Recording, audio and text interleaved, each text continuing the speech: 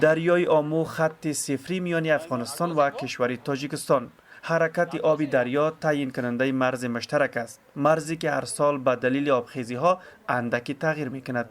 شماری از باشندگان ولسوالی های مرزی ولایت بدخشان می گویند که هر سال بخشی از زمین های زراعتی و خانه ها در نتیجه طغیان دریای آمو به گونه کامل به بستر آب مبدل می شود.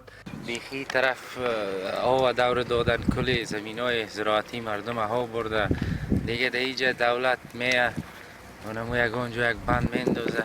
چندانی قدیر هم درش تقریبا زیریاب شده و برده همین زمینای زراعتی که یک کمتمی که مردمی محل دمیجا داشتن همگیش از بند رفتن. متاسفانه که نه حکومت محلی بدخشان را شنوی نه در سطح کابل کسی کدام هیئت یا مشهد یک بررسی کنه.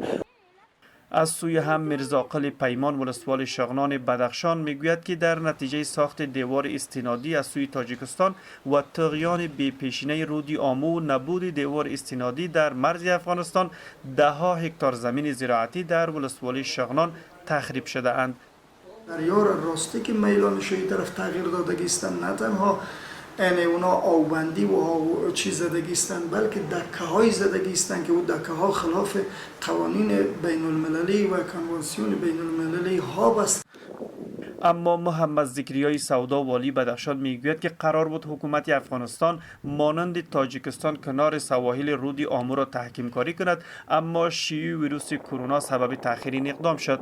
والی بدخشان تاکید میکند که تحکیم کاری سواحل رود آمو در اولویت کاری حکومت محلی و مرکزی افغانستان قرار دارد. انشالله که مشکل با کشور تاجیکستان هم گپ میزنیم، با سفیر افغانستان مقیم تاجیکستان ما گفتیم، بازم میگیم برشان که این موضوع را پیگیری بکنن و این مشکل مرزی ما حل شود.